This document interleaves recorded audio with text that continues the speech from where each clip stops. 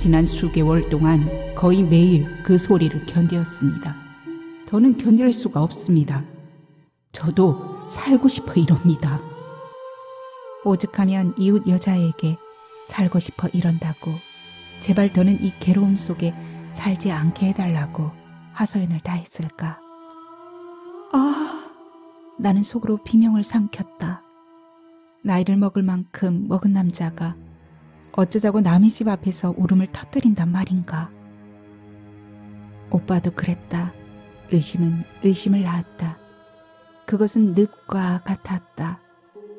좀 조용히 하라고, 조용히 하란 말이야.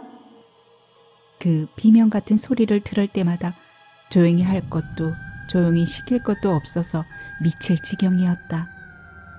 시끄러워서 견딜 수가 없어. 견딜 수가 없다고. 오빠는 마지막까지 아물지 않은 상처를 끌어안고 살았다. 그냥 그 순간만 지나고 나면 괜찮아져. 그리고 어느 날 훌쩍 영원히 떠나버렸다.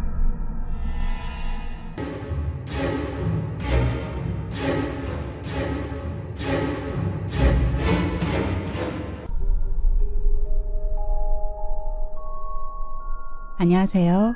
하루하루 소리를 담다 하소담이에요. 하소담 채널에 찾아오신 것을 환영합니다. 오늘은 작가 정희님의 단편소설 소리의 함정을 준비했습니다.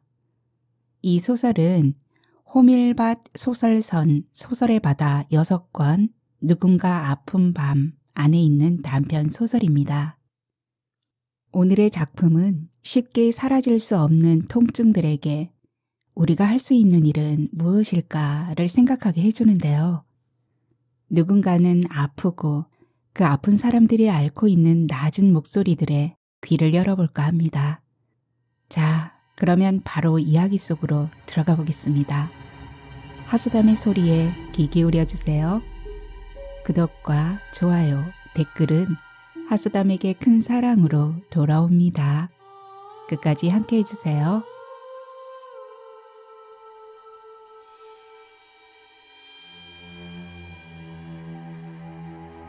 소리의 함정, 정인. 애당초 잘못은 내게 있었다. 층간소음이 사람을 얼마나 괴롭히는지 잘 안다고 생각한 게 화근이었다. 소음에 대한 느낌은 주관적인 것이어서 내겐 작은 소리도 어떤 사람에겐 크게 들릴 수 있다. 같은 소리도 기분에 따라 다르게 들기도 한다. 그러니 상대가 내 소리를 못 들어주겠다면 내 잘못은 아니지만 이해는 할 수 있다. 그런 생각으로 너그럽게 대한 것이 빌미가 되었을 것이다. 남자는 걸핏하면 우리 집 배를 눌러댔다. 그때마다 제발 좀 조용히 해달라고 사정을 했다가 이런 식이면 층간소음 분쟁위원회에 고발하겠다고 협박도 했다. 나는 그런 적이 없다고 아무리 말해도 소용없었다. 남자는 내가 집안에서 목공 작업을 한다고 철석같이 믿고 있었다. 처음에는 관리사무소에서 연락이 왔다. 아래층에서 층간소음 민원을 제기했다고 했다. 전철을 타고 가다가 그 전화를 받았다. 지금요? 네, 지금. 난 밖에 있어요. 네? 그 집에서 드릴로 뭘 뚫고 있다는데요?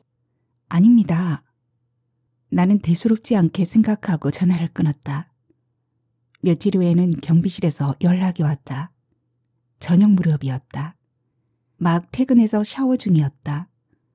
나는 벌거벗은 채 인터폰을 들고 혹시 톱으로 나무를 자르고 있느냐는 질문을 받았다. 역시 아니라 하고 끊었다.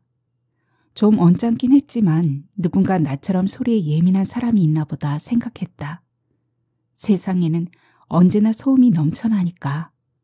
그러고는 내가 낸 소리가 아니기에 신경도 쓰지 않았다. 그 며칠 후 한 장의 짧은 편지가 우편함에 들어있었다. 발신인이 적히지 않은 채였다. 소리는 미세하기 시작해서 한순간 폭포수처럼 쏟아집니다. 때로는 멀리서 자갈을 밟고 달려오는 말발굽 소리와 같고 어떨 때는 내 머리 위를 지나가는 수레의 바퀴 소리 같습니다. 지난 수개월 동안 거의 매일 그 소리를 견디었습니다. 더는 견딜 수가 없습니다. 저도 살고 싶어 이럽니다. 제발 더는 이 괴로움 속에 살지 않게 해주십시오. 아래층 남자였다. 짧지만 가슴을 울리는 느낌이었다. 얼마나 괴로웠으면 이런 걸 썼을까.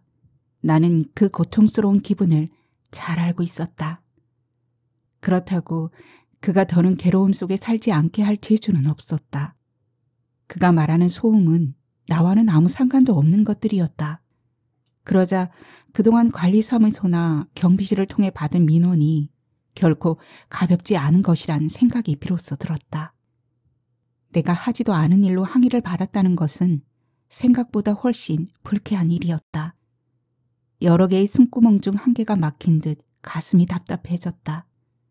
그 사이로 오빠가 불쑥 고개를 내밀었다. 저도 살고 싶어 이럽니다.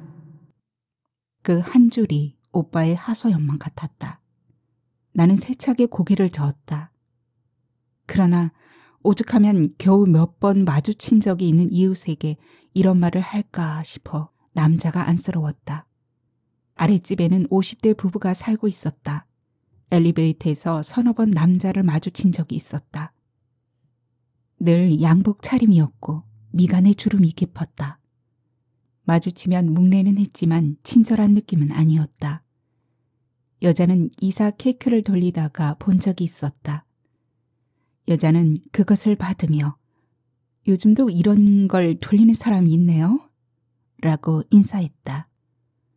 나는 이사할 때 시끄럽게 한 것이 미안해서 위아랫집 몇 집만 돌린다고 했다. 여자가 고개를 끄덕이며 웃었다. 웃을 때 보인 덧니 때문인지 눈가의 주름은 깊은데 나이보다 젊은 느낌이었다. 나는 두 사람을 떠올리면서 답을 썼다. 저는 아니라고 생각하지만 혹시 소음이 들렸다면 위층에 사는 사람으로서 미안하다는 말씀을 드립니다. 하지만 저는 혼자이고 아침에 출근하면 저녁 때가 지나서야 들어옵니다. 언제 소리가 났다는 것인지 모르지만 낮에 소리를 말씀하신다면 절대 제가 아닙니다. 비번일 때는 집에 있기도 하지만 거의 소리 낼 일을 하지 않습니다. 혹시 소리가 났다 하더라도 생활소음에 불과합니다. 한낮의 생활소음은 공동주택 생활을 하는 한 이해하셔야 한다고 생각합니다. 뭔가 오해가 있는 것 같으니 잘 알아보시기 바랍니다. 편지를 아랫집 우편함에 넣어두었다. 직접 말하기보다 편리한 방법이었다. 그러나 설득력이 없었는지 그 후 두어 번 더 관리사무소와 경비실에서 연락이 왔다.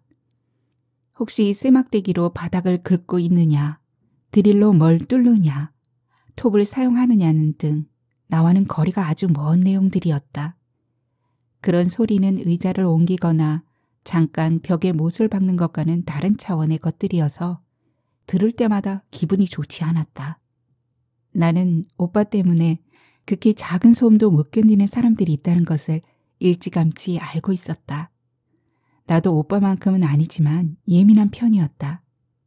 내가 아파트 꼭대기층 갓집에 사는 것도 그래서였다. 소음은 크든 작든 듣는 사람에 따라 극심한 고통이었다. 나는 가시덤불을 온몸에 두르고 대굴대굴 구르는 느낌이었다. 만약 아랫집 남자가 그런 상황이라면 앞날이 걱정이었다. 그는 내게 모든 혐의를 씌우고 그 문제를 해결하라고 윽박지르겠지만 내가 해결할 수 있는 것은 아무것도 없었다. 내가 내지 않은 소리인데도 자꾸 항의를 받자 차츰 조심스러워졌다. 내 집인데도 전혀 자유롭지가 않았다. 의자를 당기다가 조그만 소리가 나도 가슴이 죄었다. 무심해지자 하는데도 잘 되지 않았다. 남자가 찾아온 것은 메모를 주고받은 지 보름쯤 지난 후였다. 종일 경무에 시달려 몹시 피곤한 날이었다. 집에 오자마자 재킷만 벗고는 소파에 잠시 누워 있었는데 잠이 든 모양이었다. 어렴풋이 벨소리를 들었지만 우리 집이라곤 생각지 않았다. 간혹 늦은 시간에 택배기사가 벨을 누르긴 하지만 그날은 배달될 물건이 없었다. 벨이 또다시 울렸다. 그제야 우리 집이구나 싶어 몸을 일으켰다. 현관 모니터에 웬 남자의 모습이 비쳤다. 모자를 깊이 눌러쓰고 마스크를 쓴 채 벽을 짚고 서 있는데 누군지 알 수가 없었다. 폰을 들자 남자가 고개를 들었다. 날카로운 눈빛이 쏘듯이 나를 보았다. 아랫집 남자였다. 놀랍고 두려웠다. 이 밤에 또 무슨 말을 하려고 그러나 싶어 피하고 싶었다. 그동안의 일에 대해 얘기하기 좋은 기회이기도 했지만 밤이었고 자다 일어나 정신도 트릿했다. 내가 문을 열까 말까 망설이는데 남자가 의외로 정중하게 말했다. 아랫집에 사는 사람인데 얘기할 게 있으니 문 좀 열어주십시오. 인터폰으로 말씀하시죠? 나는 문을 열지 않기로 작정하고 답했다. 남자가 들으란 듯 한숨을 크게 내쉬었다. 사람이 얼굴도 안 보고 어찌 말을 합니까? 맞는 말이었다. 그러나 시계를 보니 10시가 가까웠다. 타인에게 함부로 문을 열어줄 시간은 아니었다. 밤이 늦었어요. 제 입장은 충분히 다 말해서 더 얘기할 것도 없고요. 일방적으로 그러면 이 문제가 끝나요? 나는 날마다 시끄러워서 살 수가 없는데. 남자의 말투가 거칠어졌다. 어처구니가 없었다. 지금까지 그렇게나 되풀이해 말했는데도 못 알아듣는다면 완전 벽창호가 아닌가. 층간소음에 대해서라면 나도 알 만큼 안다. 오래된 아파트의 층간소음은 아래 위층만의 문제가 아니다. 심한 소음은 여러 집이 다 같이 영향을 받기 마련이다. 그런데 남자는 다른 집은 알아볼 생각도 않고 내 탓만 하고 있다. 직접 얘기하지 않고는 끝날 일이 아니었다. 문을 열었다. 남자가 다짜고짜 내 앞으로 다가서더니 뭔가 살피는 듯한 눈길을 내 어깨 너머에 두고 말했다. 도대체 새벽에 일어나 뭘 하는 겁니까? 시끄러워서 잠을 잘 수가 없어요. 어디 새벽뿐인가? 한낮에도 밤중에도 도통 쉬지를 않아. 그 때문에 수면 부족으로 죽을 지경인데 왜 모른 척하는 거요? 대체 뭘 하는데 톱질 소리, 드릴 소리, 망치실 소리가 자꾸 나는 거요. 틀림없이 이 집에서 뭔가 작업을 하는 모양인데 집에선 그렇게 시끄러운 작업을 해선 안 되는 걸 몰라요? 아무리 들어봐도 나와는 전혀 상관없는 얘기였다. 나는 새벽에 잠을 깬 적도 없었고 지금 말하는 공구 따위는 만진 일도 가진 적도 없었다. 그렇게 말했지만 남자는 눈까지 지그시 감고 어림없는 소리라는 듯 고개를 저었다. 참으로 답답한 노릇이었다. 나는 다시 한번 또박또박 말끝마다 힘을 주어 말했다. 제 편지 보셨죠? 거기 적힌 그대로예요. 그러니까 대기 듣는 소리들은 저하고는 아무 상관없어요. 제게 더 이상 말할 게 아니라고요. 남자가 들고 있던 푸른색 표지의 파일을 내 앞에 들이밀고 흔들었다. 이 안에 그동안의 기록이 다 있어요. 몇 시에서 몇 시 사이에 무슨 소리가 어느 쪽에서 났는지 다 적어놨으니 발뺌할 생각 마시오. 남자는 가소롭다는 듯 콧방귀를 뀌었다. 모자챙과 마스크 사이에서 나를 쏘아보는 타인의 눈이 그렇게 소름 끼치기는 처음이었다. 나는 문을 잡아당기며 쏘아붙였다. 어쨌거나 나하고는 상관없는 일이에요. 다른 집을 알아보세요. 남자가 재빨리 문을 잡아챘다. 몸이 휘청 앞으로 쏠렸다. 어머나! 내가 소리를 지르자 남자도 놀랐는지 얼른 손을 놓았다. 나는 힘껏 문을 잡아당겼다. 부서지기라도 할 듯 큰 소리가 났다. 전신이 떨려왔다. 꼭대기층으로 이사와서 이젠 소음과의 갈등이 완전히 끝났다고 생각했는데 또 다른 시작이었다. 생각지도 못한 일이었다. 전에는 내가 피해자였는데 지금은 내가 가해자가 되었다. 문제는 가해자로 지목당했지만 내가 가해자는 아니라는 것이다. 그런데 남자는 내 말을 믿을 생각이 아예 없어 보였다.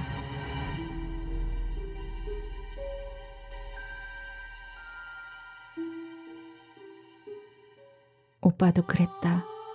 한번 의심이 시작되면 누구의 말도 믿지 않았다. 의심은 의심을 낳았다. 그것은 오빠를 평생 따라다닌 불안감의 다른 모습이었다. 그것은 늪과 같았다.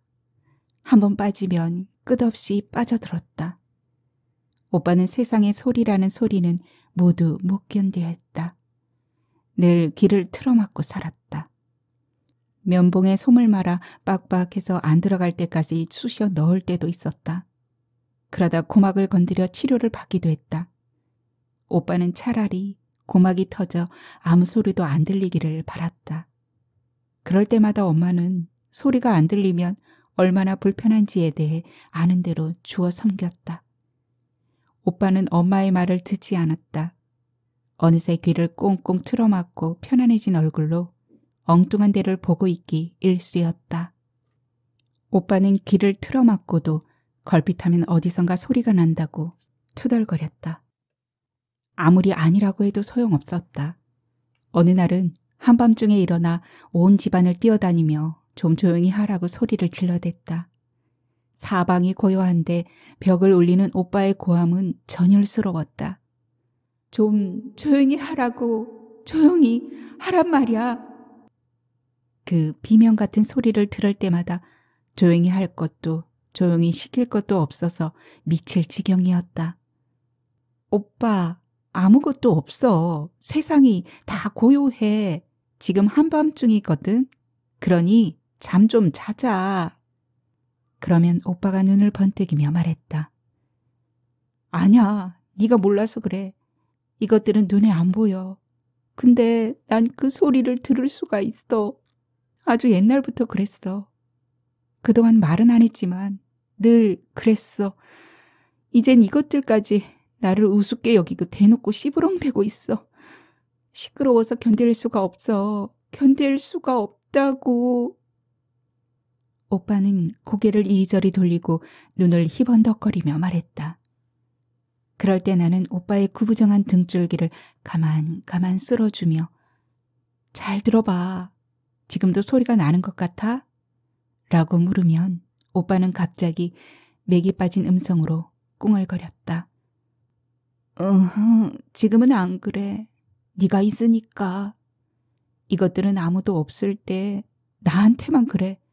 나를 얼마나 업신여기는지 몰라. 그게 정말 싫다고. 나는 오빠의 손을 잡고 불안에 떠는 오빠의 눈을 들여다보았다. 아무것도 없어. 다 오빠 생각이야. 그것들이 또 오빠를 좀 업신여기면 어때? 우리가 오빠를 이리 소중하게 생각하는데. 난 오빠가 없는 세상은 생각할 수가 없어. 그러면 오빠가 입을 삐죽이면서도 싱그레 웃었다.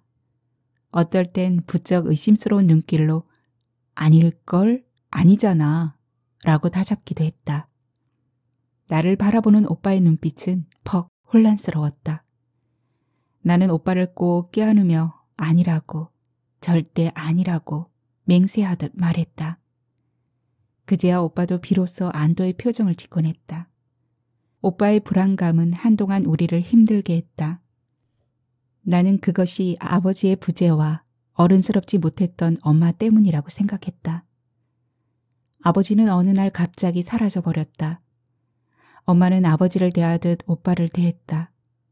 보증빚에 떠밀려 어디론가 깊이 숨어버린 아버지에 대한 원망과 앞날에 대한 걱정과 근심, 그로 인해 생기는 불안을 오빠에게 떠넘겼다. 하루가 멀다 하고 엄마의 넋두리를 듣는 오빠의 미간은 갈수록 찌푸려졌다. 30대의 오빠의 미간은 이미 노인만큼이나 주름이 깊었다. 오빠는 엄마를 닮아 여리고 유약한 편이었다. 그러나 맞이라는 책임감은 누구보다 강했다. 아버지가 사라진 후 엄마의 거듭된 신세 한탄은 더욱 오빠를 묶어 놓았다. 집안의 기둥이 빠져나가고 없는데 내가 무슨 힘으로 살아내겠느냐고, 이 아이들이 언제 커서 아버지의 빈자리를 메우겠냐고, 차라리 다 죽는 게 낫지 않겠느냐고, 오빠는 그런 말들을 잠자코 듣고 있었다. 오히려 내가 제발 좀 그만하라고 지긋지긋하다고 엄마에게 패악을 부리곤 했다. 겨우 중학생이 되었지만 나는 엄마의 어린애 같은 모습을 견딜 수가 없었다. 그럴 때도 오빠는 나를 말렸다. 오죽하면 그러시겠냐고. 나도 이 상황이 무서운데 엄마는 얼마나 더 하겠느냐며 엄마를 감쌌다. 오빠, 아빠가 안 계시면 엄마가 우리 보호자 아냐? 그런데 왜 저래? 자꾸 애처럼 징징거리면 우리가 어쩌라고. 그러면 엄마는 잘 만났다는 듯 아버지와 나를 싸잡아 욕을 끌어부었다. 엄마의 입에서 아버지는 만신창이가 되었다. 나중엔 돌아오고 싶어도 돌아올 수 없을 정도로 넝마가 되었다. 그래서인지 아버지는 끝내 돌아오지 않았다. 아버지와 그토록 허무하게 헤어져 버린 것은 우리 모두에게 크나큰 상처였다. 오빠는 마지막까지 아물지 않은 상처를 끌어안고 살았다. 아버지가 사라진 후 오빠는 아버지의 역할을 떠맡았다. 엄마가 고단한 삶이 겨워 가끔씩 절망적인 울음을 터뜨릴 때면 오빠는 엄마를 끌어안고 울음을 그칠 때까지 가만히 있었다. 겨우 중3이었다. 엄마는 마치 아버지에게 하듯 오빠에게 또 푸념을 늘어놓았다. 그것이 한쪽 귀로 들어가 한쪽 귀로 흘려버렸다면 좋았을 것을. 그 쓸데없는 말들은 오빠의 가슴 속에 차곡차곡 쌓였다. 오빠는 아버지의 빈자리를 대신하지 못할까봐 늘 전전긍긍했다. 그 불안감 때문에 무슨 일을 하든 돌다리를 두들기고 또 두들기는 습관이 생겼다. 그것은 어느 정도 긍정적인 역할을 했다. 학교 다니는 내내 우등생이었고 졸업 후에는 사람들이 선망하는 회사에 들어가서 인정도 받았다. 하지만 무슨 일을 하든 집착이라 할 정도로 책임감이 넘치면서 동료들에게 본의 아니게 피해를 주고 나중엔 부하 직원들을 괴롭히는 사람이 되었다. 결국 오빠는 서서히 사람들에게 외면당했고 변방으로 밀려났다. 그 무렵 오빠는 누가 봐도 몹시 위태로워 보였다. 보다 못한 엄마가 이젠 그만두고 좀 쉬라고 할 정도였다. 그건 엄마가 오빠에게 해준 유일한 선물이었다. 그때 오빠가 했던 말을 나는 지금도 잊지 못한다. 엄마, 정말 그렇게 생각해요? 나 이제 쉬어도 괜찮겠어요? 정말 나 하고 싶은 대로 하고 살아도 되겠어요? 나는 연방 싱글거리며 되풀이에 묻는 오빠가 어느 때보다 가여워서 혼자 입술을 깨물었다. 그 후 엄마는 젊은 날 어린 아들을 방패 삼았던 대가로 오빠의 극심한 불안증과 공황 상태를 감당해야만 했다. 쉬면 나을 줄 알았던 병세는 나아지지 않았다. 직장을 그만두고 쉴 수 있다고 좋아했던 오빠는 막상 시간이 많아지자 자신이 뭘 하고 싶은 것인지 알지 못했고 그 사실을 못 견뎌야 했다. 오빠는 나를 몹시 부러워했다. 넌 어릴 때 엄마한테 반항도 하고 공부도 하고 싶으면 하고 하기 싫으면 안 했어. 엄마가 그렇게 왁살스레 굴어도 넌 거의 신경을 쓰지 않았지. 난 그게 늘 부럽더라. 같은 뱃속에서 났는데 난 왜 이 모양인가 싶을 때가 많았어. 오빠가 그럴 땐 뭐라고 위로를 해야 할지 알 수가 없었다. 나도 오빠가 등신 같다고 생각했던 적이 한두 번이 아니었으니까. 그런데 훗날 생각해보니 그런 오빠가 있었기에 내가 있었다. 나는 오빠를 바람막이 삼아 안전지대에 있었던 것이다. 오빠가 없었다면 내가 소낙비처럼 쏟아지는 엄마의 신세 한탄을 듣고 있어야 했을 것이다. 그 끝이 어떻게 되었을지는 알 수 없지만 그래도 나는 오빠처럼 생을 던지지는 않았을 것이다. 어느 날부턴가 걸핏하면 자신을 버러지 같다고 했던 오빠는 어느 날 버러지를 없애듯 자신의 목숨을 하찮게 던져버렸다.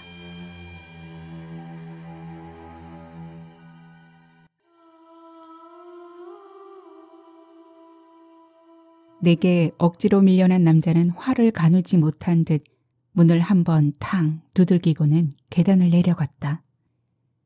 안도의 한숨이 절로 나왔다. 발소리를 죽여 부엌으로 갔다. 목이 말랐다. 냉장고를 열어보았지만 냉수가 없었다. 냉동칸을 열었다. 입구에 있던 아이스팩이 떨어져 발등을 찍었다. 아! 비명을 지르다 말고 얼른 입을 다물었다. 남자가 다시 올라올까봐 무서웠다. 그것이 어이없어서 화가 치물었다. 나는 혼자 쌍욕을 뱉으며 조심조심 샤워실로 들어갔다. 그날 밤 좀처럼 잠을 이룰 수가 없었다. 남자의 편지가 생각났고 오빠가 생각나서였다. 남자가 우리 집 배를 누른 건 나의 해명을 믿지 못해서가 아니라 혹시 그의 말처럼 살고 싶은 몸부림 때문이었나 하는 생각이 자꾸 들었다. 나도 살고 싶어서 이럽니다. 그 말은 흔히 하는 표현이 아니었다. 더구나 이웃 여자에게라니. 그의 편지와 느닷없는 방문은 혹시 여기 이렇게 아픈 사람이 있으니 좀 도와달라는 애원은 아닌가. 나는 조금씩 남자가 염려스러워졌다. 오빠도 그랬다. 한창 업무 중인데 전화를 걸어서는 할 말이 있다고 했다. 시간에 쫓긴 내가 빨리 말하라고 재촉하면 오빠는 많이 바쁘냐며 시간이 좀 필요하다고 얼버무리듯 말했다. 그때 나는 오빠의 마음을 헤아릴 생각은 않고 직장 생활을 그렇게 하고도 내 사정을 헤아리지 못하는 오빠를 한심하게만 여겼다. 그래서 나중에 통화하자 하고 기어이 전화를 끊어버릴 때가 많았다. 때로는 나중에도 전화하지 않을 때가 더 많았다. 그러면 오빠는 더 자주 전화를 했다.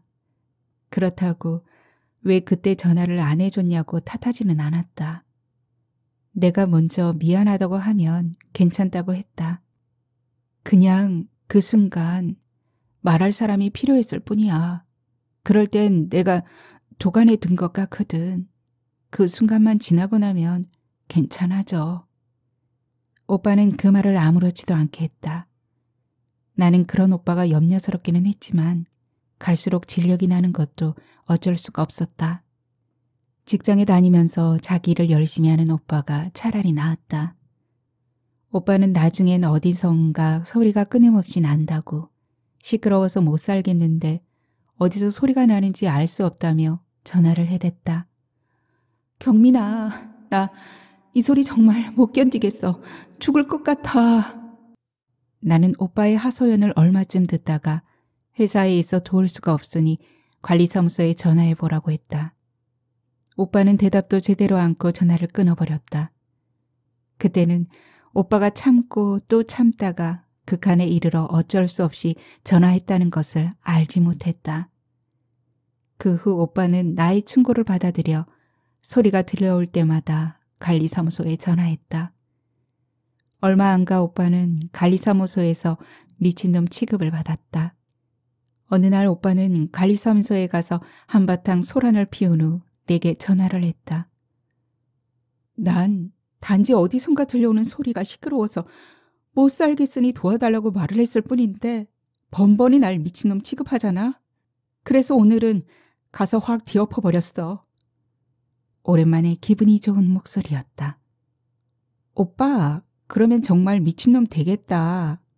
내 염려에 오빠가 시원스레 웃었다. 너한테만 하는 말인데 사실은 막 소리 지르고 집어 던지고 하니까 속이 시원했어. 뭔가 확 뚫리는 느낌이었지. 사람들이 놀란 눈길로 쳐다볼 때 짜릿하기까지 했어. 아주 시원했어. 나는 놀란 마음을 숨기고 달래듯 말했다. 그래도 앞으로 그러지 마. 오빠 평판만 나빠져. 내 말에 오빠가 웃었다. 생전 처음 듣는 의미를 알 수 없는 웃음이었다. 나는 오빠가 간 후에야 시도 때도 없이 오빠가 전화를 했던 것이 살고 싶은 몸부림이 아니었던가 생각했다. 그때는 그런 생각을 전혀 하지 못했다. 대체로 나는 방관자였다. 아닌 척 한 번은 액션을 취하긴 했지만 오빠의 고통을 헤아리지 못했다. 오빠를 생각하면 안쓰럽고 안타까웠지만 그건 오빠가 선택한 삶이어서 어쩔 수 없다고 생각했다. 그래서 오로지 오빠를 위해 최선을 다해 본 적은 없었다. 오히려 무관심할 때가 더 많았다. 그즘 오빠는 엄마를 보고 싶어 하지 않았다. 보기만 하면 화를 냈다. 세상에서 가장 보기 싫은 사람이라며 행패를 부려 엄마를 괴롭힐 때가 많았다. 그럴 적마다 엄마는 주름이 깊어 더욱 절망적으로 보이는 얼굴로 오빠를 달래려 애썼다. 그 사이에서 내가 할 수 있는 일은 거의 없었다. 오빠의 감정이 숫돌을 갈기라도 한 듯 날이 서면 더욱 그랬다. 나 또한 오빠의 문제가 엄마에게 책임이 있다 생각했고 엄마가 고통받아 마땅하다고 생각했다. 엄마도 젊은 날엔 무섭고 두려워서 그랬을 거란 생각 같은 건 하지 못했다. 절망감이 깊어진 엄마는 한동안 이모에게 가서 오지 않았다. 오빠가 오라고 하기만 기다렸지만 오빠는 끝내 그 말을 하지 않았다. 그리고 어느 날 훌쩍 영원히 떠나버렸다. 그 후 나는 수도 없이 시간을 되돌릴 수만 있다면 하고 상상을 했다. 그러면 절대 오빠를 그렇게 혼자 버려두지 않을 것이다. 한낮에 업무 중인 동생에게 전화하고픈 생각 같은 건 아예 들지 않도록 오빠를 위해 자주 시간을 낼 것이다. 오빠 곁에 앉아서 엄마답지 않았던 엄마를 흉보다가 그럼에도 철부지 엄마를 감싸는 오빠에게 동조하기도 하면서 정다운 온의의 시간을 가질 것이다. 그 외에도 어떤 식으로든 오빠가 극단적인 생각을 하지 않도록 만들 것이다. 수없이 그런 생각을 했지만 가버린 시간은 다시 오지 않는다. 후회할 게 많은 나 같은 인간에겐 언제나 그것이 문제였다. 그런 생각을 하다 보니 남자가 가여워졌다. 밤낮을 가리지 않고 소리가 난다는 걸 보면 하루 종일 집에 있는 게 분명했다. 소음은 한번 신경 쓰기 시작하면 자석처럼 귓속을 파고들었다. 나중엔 없는 소리도 만들어 들었다. 나도 같은 경험을 한 적이 있었다. 이사한 얼마 후까지도 유진의 아이들이 뛰어다니던 발소리가 들려오는 듯 했다. 유진은 내가 처음 입주한 아파트 바로 위층에 살았다. 엘리베이터에서 첫인사를 나눈 뒤 친해져서 몇 년 동안 자매지간처럼 잘 지냈다. 결혼 후 오랫동안 임신이 되지 않아 애를 태우던 유진이 몇 번의 인공수정 끝에 임신이 되었을 때는 함께 축하 파티도 했다. 쌍둥이가 태어났을 때는 동생이 아기를 낳은 것처럼 기뻐서 마음이 설레기도 했고 100일이나 돌 때는 물론이고 평소에도 쌍둥이에게 필요한 게 있으면 선물로 사다 주기도 했다. 그 사이에 우리의 우정은 잘 쌓은 성벽처럼 견고해졌다. 하지만 아이들이 자라 천장등이 흔들릴 만큼 소음이 심해지자 우리 사이도 버성이기 시작했다. 누워있을 때는 예쁜 인형 같던 아기들이 자라서 뛰어다니기 시작하자 탱크 같았다. 거의 날마다 천장이 우렁우렁 울렸다. 아이들이 깨어있는 동안에는 집이 휴식처가 아니라 공사판이었다. 처음에는 어떻게든 견딜 수가 있었지만 아이들의 체중이 늘어갈수록 놀이가 다양해질수록 인내심이 바닥을 드러냈다. 그러나 농담처럼 불평을 할 수는 있어도 드러내놓고 불만을 말할 수는 없었다. 유진이는 언제나 몹시 미안해했다. 하지만 워낙 어렵사리 얻은 아이들이어서인지 좋은 버릇이나 습관을 들이는데 어려움을 겪었다. 더구나 한창 크는 아이들의 행동을 제지하는 것은 한계가 있었다. 나도 그것을 모르지 않았다. 그런데도 견딜 수 없는 것은 어쩔 수가 없었다. 유진은 나름대로 노력을 많이 했다. 거실과 아이들 방에는 매트를 깔아놓고 과일이나 빵, 갓볶음 원두커피 등을 건네며 나를 다독였다. 두 사내 아이는 틈만 나면 소파에서 거실 바닥 위로 뛰어내리거나 집안을 놀이터 삼아 뛰어다녔다. 매일 되풀이되는 소음은 조금씩 나의 신경을 갉아먹었다. 아이들이 놀던 소리는 세상이 고요해진 후에도 머릿속에 남아있었다. 소음 때문에 숙면을 취하기가 어려웠다. 증세는 갈수록 심해졌다. 그래도 정든관계를 깨고 싶지 않아서 집에 있을 때면 기마개를 하고 살았다. 이사를 하게 된 것은 유진의 사소한 푸념 때문이었다. 어느 날 애들끼리 두고 우리 집에 잠시 내려왔던 유진은 아이들이 뛰어다니는 소리에 내가 계속 인상을 찌푸리고 있는 걸 눈여겨보았다. 나도 몰랐던 일이었다. 언니는 너무 예민해. 나 꼭 죄인이 된 것 같아. 언니처럼 그러면 애들 키우는 집은 다 죄인처럼 살아야 하잖아. 자신도 더는 어쩔 수 없다는 듯 어깨를 으쓱하며 퉁명스럽게 내뱉는 말이 그렇게 서운할 수가 없었다. 순간 이사를 결심했다. 아이들이 다 자랄 때까지 견딜 자신이 없었고 내 입장을 그렇게밖에 이해 못하는 유진이 야속했다. 한 달여 발품을 팔아 어렵사리 꼭대기층 갓집을 구했다. 다시는 층간소음으로 시달리고 싶지 않았다. 선택은 탁월했다. 이젠 누구도 나를 방해할 사람이 없었다. 세상이 다 고요해진 듯 했다. 소음에 시달리는 괴로움 따위는 이제 먼 얘기였다. 그런데 몇 달 만에 그것이 아니란 걸 이웃집 남자가 또렷이 새겨준 셈이었다. 늑대를 피하면 호랑이를 만난다더니 내가 그런 꼴이었다.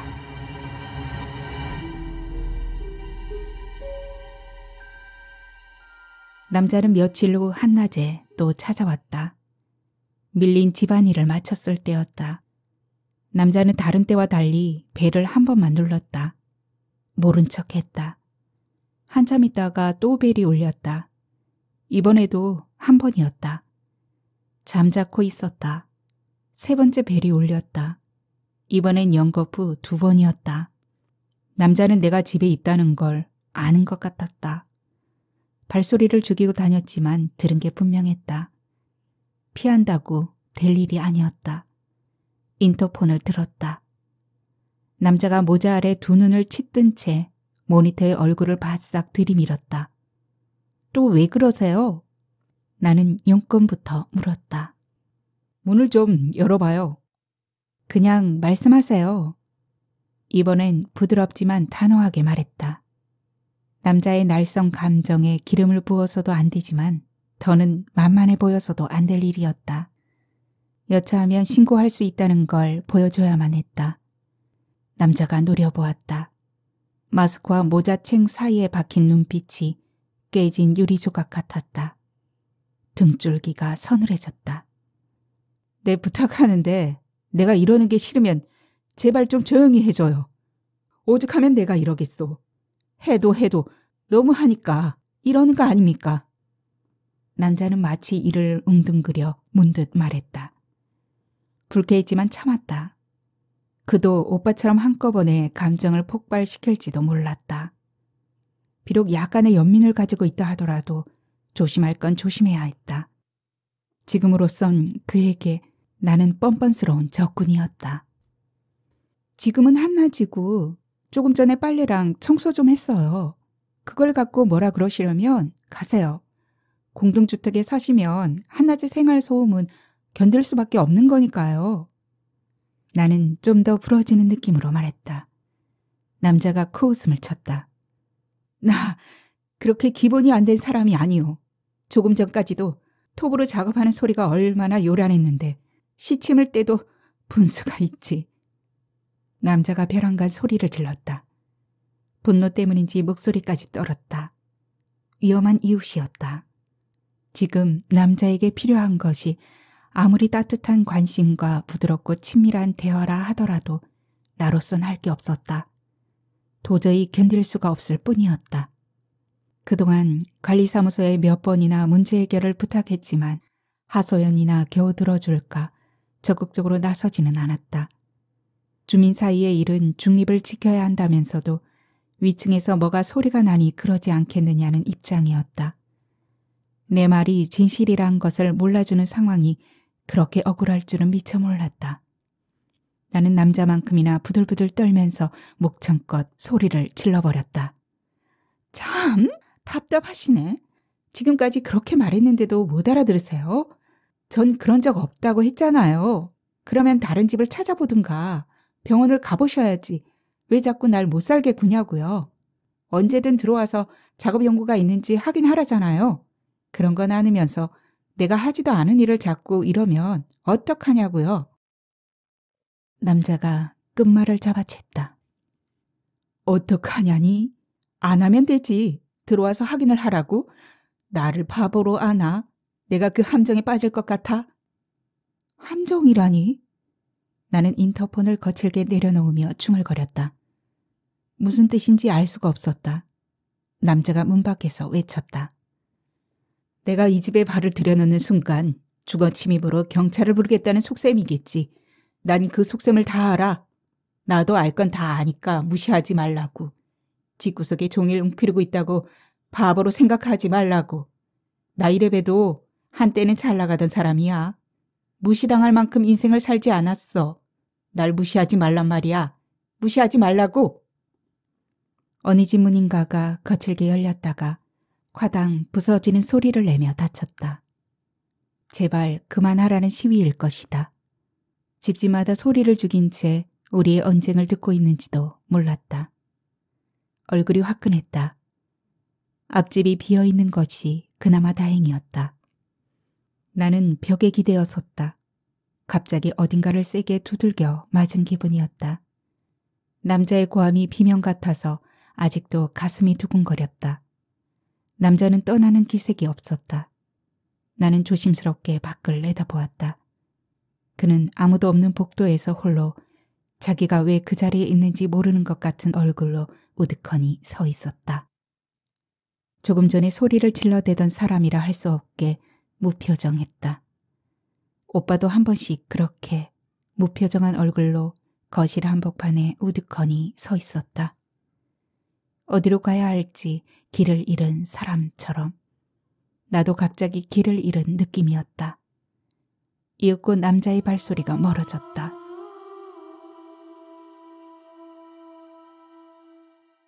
아랫집 여자와 마주친 것은 며칠 후 엘리베이터에서였다. 눈이 마주쳤지만 여자는 목례를 하는 듯 마는 듯 눈길을 피했다. 나는 여자의 부스스한 뒷머리를 보고 있다가 용기를 냈다. 저 위층에 사는데 아저씨가 저한테 소음 문제로 항의하는 거 알고 계시죠? 여자는 돌아보지 않았다. 부정도 하지 않았다. 벌써 몇 번째 올라오셨어요. 근데 저 항의를 받을 만큼 시끄럽게 굴지 않아요. 아무리 말해도 믿지를 않으시지만 저더러 맨날 목공 작업을 하는 것 같다고. 그건 아파트에서 할 짓이 아니라 하시는데 전 그런 걸 하고 있을 만큼 기운이 있지도 한가하지도 않아요. 아침이면 출근해서 보통 저녁에 들어오고 일주일에 한 번 비번인 날 쉬어요.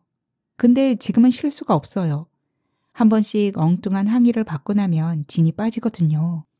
맨날 조바심 치면서 살려니까 너무 괴로워요. 신경쇠약이 걸릴 지경이라고요. 낮에는 앵간히 시끄러워도 참아주는 게 공동주택에 사는 매너 아닌가요? 근데 해도 너무해요. 여자가 나를 돌아보았다. 자잘하게 잡힌 눈가의 주름이 퍽 고단하게 보였다. 아무런 염려도 동정심도 없이 다만 성가시다는 눈길이었다. 신고해버리세요. 나도 그 사람이 왜 그런지 모르니까. 몇 달 전부터 약 없이는 잠을 못 자겠다더니 약 먹고 잠들면 내가 출근할 때야 일어나니 대화할 시간도 없고. 낮에 뭘 하는지 난 몰라요.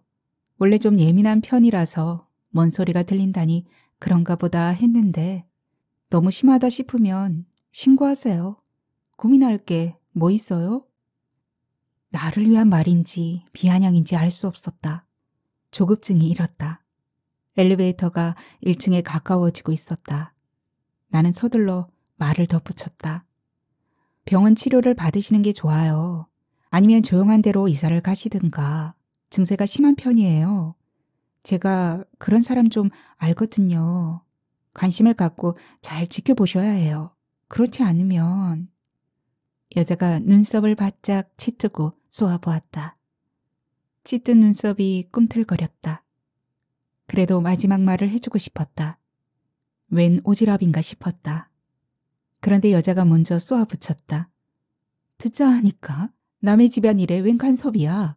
되기나 잘하세요. 땡. 엘리베이터 문이 열리자 여자가 찬바람을 일으키며 나가버렸다. 돌연 남자의 거칠하고 야윈 얼굴이 떠올랐다. 아무도 없는 집에서 혼자 여기저기서 들려오는 소리에 귀를 틀어막은 채 숨을 곳을 찾고 있는 남자가 눈에 잡힐 듯 그려졌다. 오죽하면 이웃 여자에게 살고 싶어 이런다고, 제발 더는 이 괴로움 속에 살지 않게 해달라고 하소연을 다했을까. 남자가 종일 머릿속을 떠나지 않았다. 오빠도 자꾸 생각났다.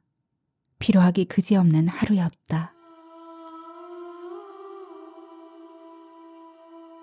한동안 남자는 잠잠했다. 여자가 내 말을 전한 것인지 남자의 마음의 뜻밖의 평화가 찾아온 것인지는 알 수 없었다. 그 사이에 비번이 3번 지나갔지만 집은 더 이상 안식처가 되지 못했다. 나도 모르게 발소리에 신경이 쓰이고 택배기사가 벨이라도 울리면 신경이 곤두섰다. 그 사실이 짜증스러워 어떤 날은 일부러 더욱 크게 발소리를 내보고 문도 소리나게 여닫았다. 그렇게나마 나를 옥죄는 긴장감을 떨쳐내고 싶었지만 마음 한구석에서는 남자가 뛰어올까봐 늘 조마조마했다. 다행히 남자는 오지 않았다. 그렇게나마 고요해지니 살 것 같았다. 유진이 생각이 났다. 언제나 웃는 낯으로 나를 대했지만 때로는 얼마나 마음을 죄었을지 알 것 같았다. 이사 온 지 벌써 1년이 가까워지고 있었다. 아이들도 많이 자랐을 것이다. 그 애들도 엄마의 간섭 속에 알게 모르게 스트레스를 많이 받았을 것이다. 이제라도 그렇게 떠나서 미안하다고 말하고 싶었다.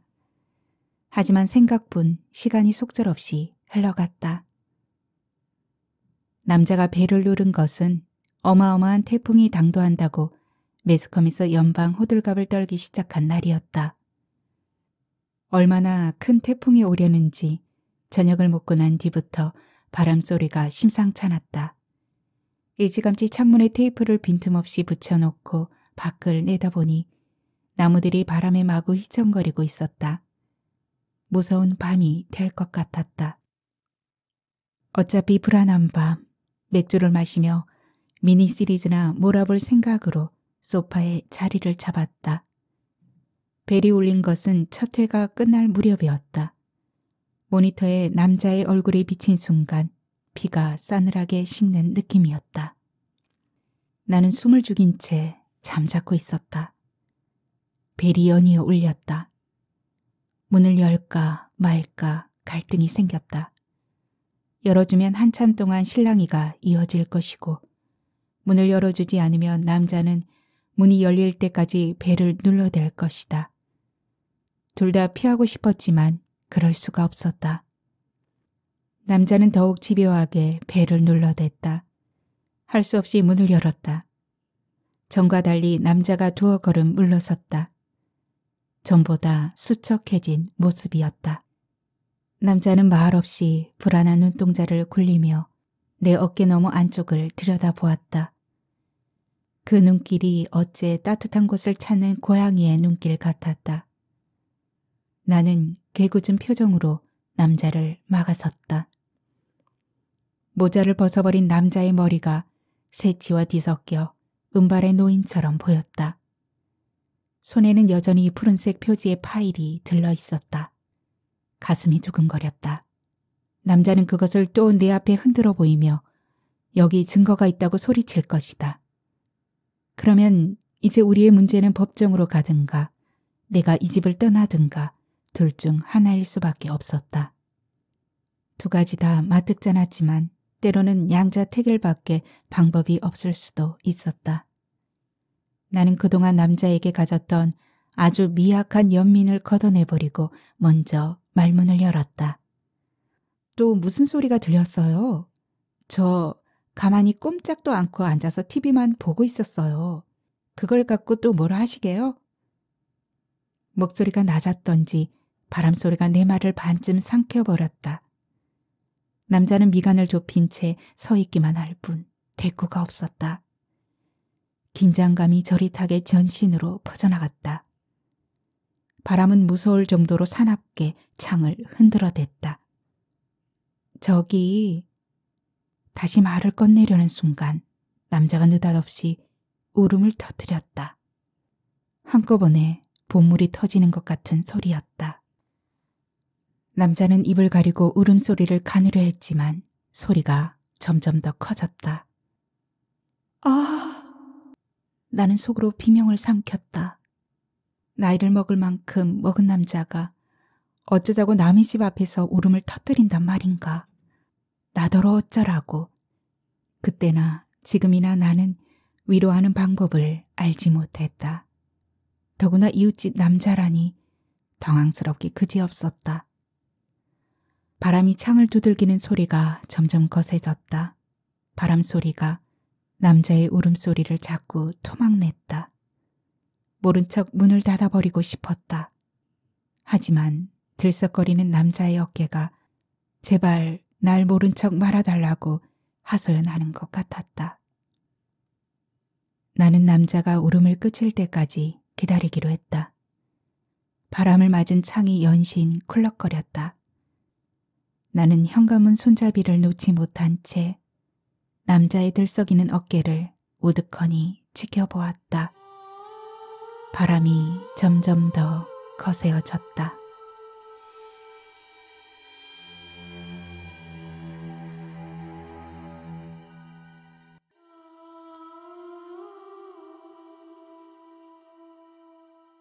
네, 하수담의 낭독은 여기까지입니다. 소리의 함정. 많은 것을 생각하게 하고 많은 것을 느끼게 합니다. 그러면 하수담은 또 다음 영상에서 뵐게요. 편안히 계세요. 감사합니다.